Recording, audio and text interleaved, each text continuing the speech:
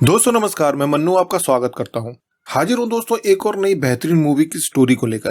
क्या होता है जब एक लड़की की शादी एक ऐसे दरिंदे टाइप के इंसान से हो जाती है, अपने ऊपर हो रहे टॉर्चर से बचने के लिए वो कुछ ऐसा कांड करती है जिसे देखकर आप हैरान भी हो जाओगे और मजा भी बहुत आएगा।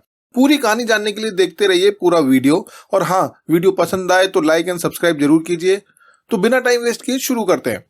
कहानी की शुरुआत होती है एक छोटे से गांव से। जया नाम की एक नन्ही सी बच्ची जो कि अपने पापा की गोद में खेल रही होती है। पापा प्यार से उसे देखते हुए कहते हैं कि जैसे नेहरू जी ने इंदिरा गांधी को पाला था वैसे ही मैं अपनी बिटिया को पालूंगा। कुछ साल के बाद जया थोड़ी सी बड़ी हो जाती है। जया अपने भाई वगैरह के साथ पेड़ पर चढ़ जाती है। तभी मामा जी आते हैं और उसे तुरंत नीचे उतार देते हैं। वो कहते हैं कि लड़कियां पेड़ पर नहीं चढ़ती, लोग क्या कहेंगे। खैर, एक दिन जया अपने पिताजी से टेडी बियर मांगती है तो पिताजी जया के भाई से एक खिलौना छीन कर उसे दे देते हैं। असल में उसे गुड़िया तो कभी मिली ही नहीं, बस भाई का खिलौना पकड़ा दिया जाता था। अगले सीन में पापा उसके भाई जयंत को डांट रहे होते थे क्योंकि उसने किताब फाड़ दी थी। जयंत कहता है कि क्या मेरी किताब फटी है जो मुझे मार रहे हो? जया की भी तो किताब फटी है, उसे क्यों नहीं मारते? तभी पीछे से माँ की आवाज आती है, तेरी किताबें तेरे बाद जया को मिलती हैं, जया की किताबें किसी को भी नहीं मिलती। यानी कि दोस्तों, जया को खिलौने भी अपने भाई के मिलते थे और किताबें भी। खैर, जया अब 10th क्लास बहुत शानदार नंबरों से पास कर लेती है। अब वो 10th में पास होकर बीएससी एंथ्रोपोलॉजी लेना चाहती थी। उसके शानदार नंबर को देखते हुए उसे अपने पसंद के कॉलेज में एडमिशन भी मिल रहा था। घर वालों में पहले तो बहुत खुशी होती है कि उनकी बेटी बहुत ही अच्छे नंबरों से पास हुई है। कमरे में खड़ी होकर जया से ये सब बातें सुन रही होती है। उसके चेहरे पर पहली बार सच्ची खुशी नजर आती है। लेकिन तभी मामा जी आ जाते हैं और अपने ज्ञान की बौछार करते हुए मामा जी कहते हैं कि घर में पैसे नहीं है, पहले बेटी की जिम्मेदारी है। लड़की को बाहर भेजना मतलब खर्चा बढ़ाना, ऊपर से शादी भी करनी है। सोच समझ कर कदम उठाओ क्योंकि पैसे पेड़ पर नहीं उगते। मम्मी पापा धीरे धीरे उनकी बातों में आने लगते हैं। अब जया कमरे में इनकी बातें सुनकर गुस्सा होने लगती है और बाहर आकर बीच में ही बोल देती है कि मैं पढ़ना चाहती हूँ और मैं उसी कॉलेज में जाना चाहती हूँ। पापा कहते हैं जब बड़े बात कर रहे हो तो बीच में बच्चे नहीं बोलते। मामा की दखलंदाजी के बाद उसे घर के पास वाले कॉलेज में ही भेजा जाता है ताकि वो टाइम पर घर भी आ जाए और पैसे भी कम खर्च हो। जया को ये बात बिल्कुल पसंद नहीं थी, पर वो मजबूरी से समझौता कर लेती है। जया अब कॉलेज जाती है। क्लास में जया का ध्यान पढ़ाई में नहीं लगता तो एक टीचर उसे डांट लगाते हुए कहता है कि घर वालों ने पढ़ने को भेजा है, पढ़ लिख लो, नहीं तो फिर शादी के बाद चूल्हे चौके में ही जिंदगी निकल जाएगी तुम्हारी। उस टीचर की बात जया के दिल को छू जाती है। वो टीचर कहा करता था कि महिलाओं को पढ़ लिख कर नौकरी करनी चाहिए और अपना हक मांगना आना चाहिए। वो हमेशा क्लास में लड़कियों को मोटिवेट करता था। एकदम फेमिनिस्ट टाइप की सोच थी उसकी। धीरे धीरे उसकी बातें जया को बहुत पसंद आने लगी। टीचर की सोच से जया उसकी तरफ अट्रैक्ट होने लगती है। टीचर को भी ये बात समझ में आ जाती है। एक दिन वो जया को अकेले में प्रपोज कर देता है। जया उसके विचारों से बहुत इंप्रेस थी और वो इस रिश्ते के लिए हाँ कर देती है। अब दोनों मिलने जुलने लगते हैं, लेकिन कुछ दिन के बाद ही उसका असली चेहरा सामने आने लगता है। जो टीचर वुमेन एम्पावरमेंट की बात करके लड़कियों के सामने ज्ञान बांटता फिरता था, वही आज शक्की और साइको की तरह जया से रोक टोक करने लगता है। जैसे कि तुम्हारा फोन बिजी क्यों था, बिना पूछे व्हाट्सएप की डीपी क्यों चेंज की, लड़कों से कम बात किया करो, ऐसे कपड़े क्यों पहनी हो। मतलब जो आदमी क्लास में औरतों की आजादी की बात करता था, असल जिंदगी में वो उल्टा बर्ताव करने लगा था। और हद तो तब हो जाती है जब एक दिन वो गुस्से में आकर जया को जोरदार थप्पड़ मार देता है। थप्पड़ की वजह से उसकी नथ नीचे गिर जाती है और उसकी नाक से खून बहने लगता है। बेचारी जया गलत इंसान से उम्मीद लगा बैठी। चोट की वजह से ये बात घर तक पहुंच जाती है और फिर घर में तो महाभारत हो जाता है। मामा जी कहते हैं इससे पहले कि ये बात पूरे गांव में फैले, जल्द से जल्द इसकी शादी करा दो। अब कुछ दिन के बाद एक रिश्ता आता है और लड़के का नाम होता है राजेश। वो पोल्ट्री फार्म चलाता है और उसके पापा दुबई में रहते हैं। घर में राजेश और उसके कजिन अन्नी की चलती है। राजेश और जया को 2 मिनट अकेले बात करने का मौका दिया जाता है, लेकिन बेवकूफ राजेश एक दूसरे को जानने के बदले सीधे मुर्गी पालन की बात करने लगता है क्योंकि इसके अलावा उसे और कुछ आता भी नहीं, और इनका रिश्ता हो जाता है पक्का। जया ने ये रिश्ता इसलिए मंजूर किया था क्योंकि लड़के ने वादा किया था कि वो शादी के बाद भी उसे पढ़ाएगा।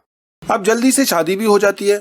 विदाई के समय जया देखती है कि सब लोग रो रहे हैं, खासकर मामा जी, जिन्होंने उसके सपनों को पूरा करने में अड़ंगा लगाया था। राजेश के घर पहुंचने पर जया नोटिस करती है कि घर की खिड़कियों के शीशे टूटे पड़े हैं, कुर्सियां उखड़ी हुई हैं, चीजें टूटी फूटी पड़ी हैं। उसे समझ नहीं आता कि ये घर ऐसा क्यों है। अगले दिन जब वो पहली बार किचन में जाती है चाय बनाने, तो देखती है कि उसकी सास एक खास रेसिपी बना रही है जो आमतौर पर त्योहार में बनाते हैं। पूछने पर सास बताती है कि यहाँ हर दिन यही खाना बनता है क्योंकि राजेश को यही खाना पसंद है। यानी कि उस घर में सब कुछ राजेश के हिसाब से चलता है। जया जब कपड़े धोने जाती है तो देखती है कि वॉशिंग मशीन की भी आखिरी सांस चल रही होती है। घर में एक पुरानी सिलाई मशीन दिखती है। वो यूट्यूब से देखकर उसे ठीक करने की कोशिश करती है, लेकिन सास उसे डांट देती है कि उसे छूना मत, खराब हो जाएगी। एक दिन राजेश जया को साथ लेकर शहर जाता है और रास्ते में उसे एक बूढ़ा आदमी मिलता है जो पहले से ही पोल्ट्री बिजनेस में था। वो आदमी राजेश को अपना बिजनेस खरीदने को कहता है क्योंकि राजेश ने मार्केट के दाम तोड़ दिए थे और सबसे सस्ते में मुर्गी बेच रहा था। पर राजेश का बिजनेस तो अच्छा चल रहा था, वो घमंड में चूर था। वो बिना सोचे समझे उस बूढ़े आदमी को ऐसे टाल देता है जैसे चाय में पड़ी मक्खी को फेंक दिया हो। जया धीरे धीरे यूट्यूब से बहुत कुछ सीखने लगी थी। सिलाई मशीन चलाना, नए नए पकवान बनाना, मुश्किल से मुश्किल काम भी वो बड़े आराम से सीख लेती थी।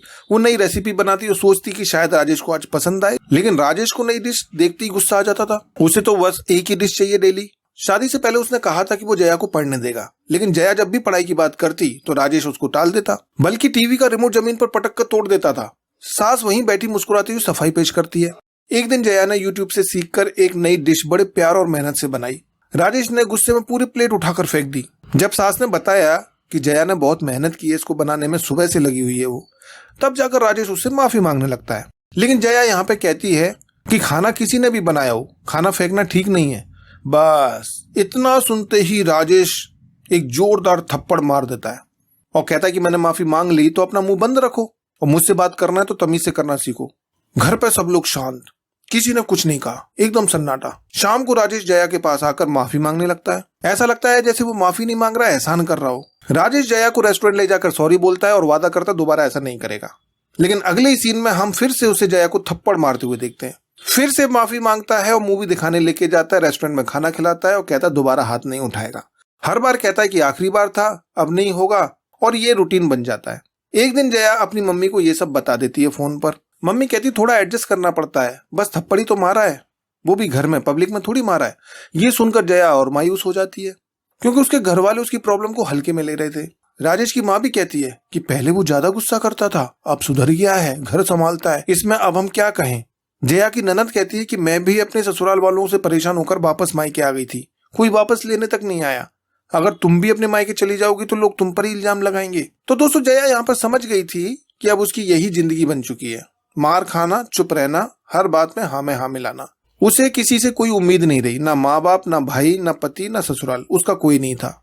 एक दिन जया ईयरफोन लगाकर कुछ देख रही थी, शायद यूट्यूब से कुछ सीखने की कोशिश कर रही होगी। तभी राजेश आकर चिल्लाने लगता है, हर वक्त फोन पे लगी रहती हो, कोई काम धाम नहीं है क्या तुम्हें। राजेश उससे जबरदस्ती मोबाइल छीनने की कोशिश करता है, लेकिन इस बार जया ने फोन इतनी मजबूती से पकड़ रखा था कि वो चाहकर भी उसके हाथ से छुड़ा नहीं पा रहा था।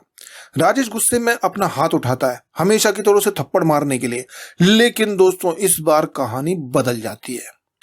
जया उसका हाथ रोक लेती है और पल भर में ऐसी एक जोरदार लात मारती है कि राजेश सीधा टेबल के अंदर जाकर गिरता है और वहीं फिट हो जाता है। वो कुछ सेकंड के लिए समझ ही नहीं पाता कि उसके साथ हुआ क्या है। यहाँ फ्लैशबैक में दिखाया जाता है कि जया ने हार नहीं मानी थी। जब पूरा परिवार, माँ बाप, सभी ने उससे कहा था एडजस्ट करो, तब उसने खुद से तय किया कि अब वो खुद ही उम्मीद बनेगी। उसने चुपचाप यूट्यूब से कुंफू और कराटे सीखना शुरू किया। कभी बाथरूम में, कभी छत पर, कभी पेड़ पर तकिया बांधकर वो घंटों प्रैक्टिस करती थी। धीरे धीरे उसके हाथ पैर लोहे जैसे मजबूत होने लगे और आज उसने पहली बार अपनी ट्रेनिंग का इस्तेमाल किया। राजेश का दर्द इतना तेज था कि वो लुंगी संभालते हुए सीधे मेडिकल स्टोर पहुंच गया, लेकिन शर्म के मारे वो सही से बता भी नहीं पाया कि दर्द कहाँ हो रहा है, इसीलिए दवा नहीं मिली। वो मुर्गी पालने वाले अपने स्टाफ के पास गया। उन्होंने समझा कि आज राजेश ने फिर से भाभी को मारा है। राजेश घर में आकर नोटिस करता है कि घर की दीवारों पर जो पैर के निशान बनते जा रहे हैं और पेड़ पर जो तकिए बंधे थे वो जया की प्रैक्टिस के लिए थे। इसी डर में राजेश को याद आता है कि बचपन में उसने भी कराटे सीखा था। अब राजेश भी जया से अपनी पिटाई का बदला लेने के लिए यूट्यूब से कराटे दोबारा सीखने की कोशिश करना शुरू कर देता है। लेकिन जया तो बस इतना चाहती थी कि उसका पति उसे मारे नहीं, थोड़ी सी इज्जत दे।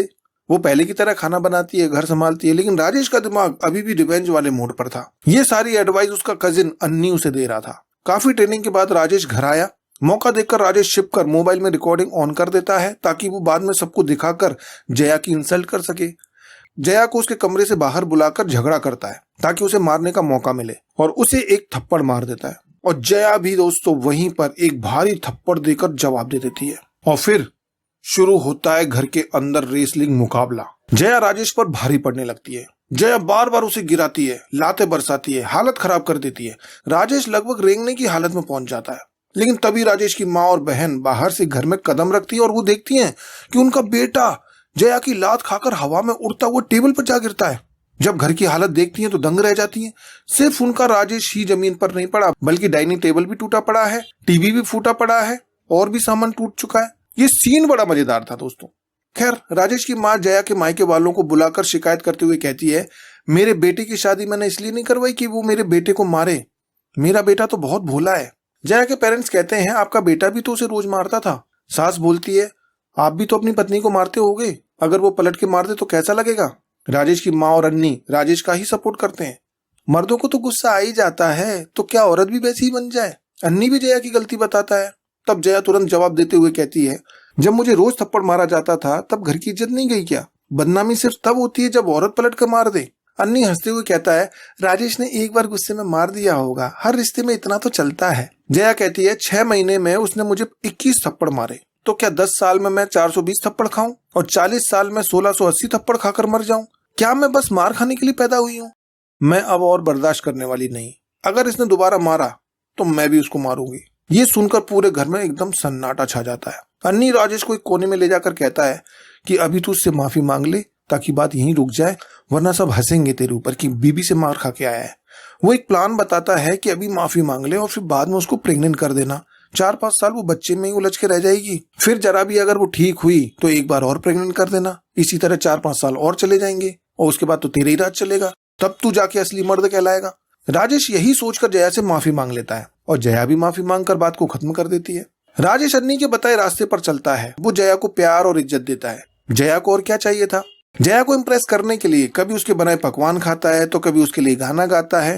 राजेश की कोशिशें देखकर जया का भी मन बदलने लगा था। अब उसने कराटे कुंफू की प्रैक्टिस करना भी बंद कर दिया था। जया को लेकर वो उसके मायके भी जाता है और सबके साथ अच्छा व्यवहार भी करता है। एक रात उन दोनों के बीच में वही रोमांटिक बॉन्ड बनने लगता है और कुछ दिनों के बाद राजेश उसे हॉस्पिटल लेकर जाता है ये चेक करवाने के लिए क्या वो प्रेग्नेंट है या नहीं।